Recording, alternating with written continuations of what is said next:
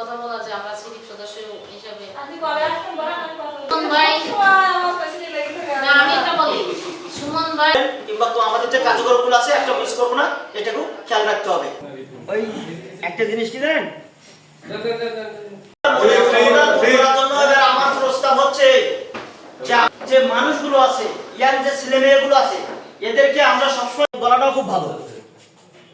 এখন এক আত্মীয়র বাড়ি গেছে, আত্মীয়র বাড়ি যাওয়া অবশ্যই না এখানে আমি হয়তোবা 3টা করে পোস্ট কম্পালসারি করব, যদি কেউ কম দেই তাও।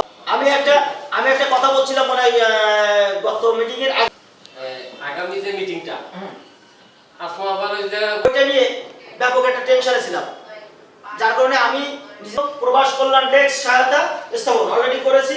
তার ভিতরে এই আহ্বান রেখে আমাদের যে বিগত তাই আমরা যদি নিজেরাই উদ্যোক্তা হইতে পারি, তাহলে চাকরিটা প্রতি মাসে 3টি করে হোয়াটসঅ্যাপ পোস্ট করবে। তাহলে আমি আবারও বলছি,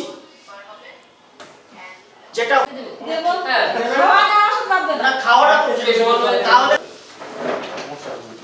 এবং সেটা হবে জনগণ এখন হচ্ছে কি সরকার ফিরে আসছে তখন হচ্ছে কি কালীগঞ্জের বিষয়টা কর্ণ দেয়নি, কর্ণদিন দেয়নি কারণ পূজাও দেয়নি মানুষ আমরা যারা প্রতিবেশী বলেন এটাও করা হয়ে গেছে।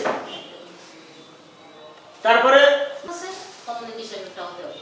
আমরা তো দেখা যাচ্ছে যে আর 2-3 মাস জীবন, কিন্তু পরিস্থিতি লাভ করা হয়েছে কিনা এইটা উন্নয়নের সুবিধা তাদের নিয়ে আমরা এই যে করে পারি। ঠিক আছে জনসংখ্যা অনেক, কিন্তু চাকরি খুবই সংকীর্ণ।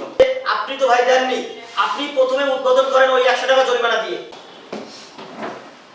একটা জিনিস খেয়াল করবেন, চাকরি যারা করে তারা এক সময় ঠিকই অবসরে যায়, কিন্তু যারা উদ্যোক্তা হয় তারা কিন্তু অবসরে যায় না। যতদিন চোখ ভালো থাকে, যতদিন হাত চলে পা চলে, ততদিন কিন্তু তার কাজ চলে, তাই কিনা? তাহলে আমরা অবশ্যই নিজেরাই উদ্যোক্তা হওয়ার চেষ্টা করব, পাশাপাশি যারা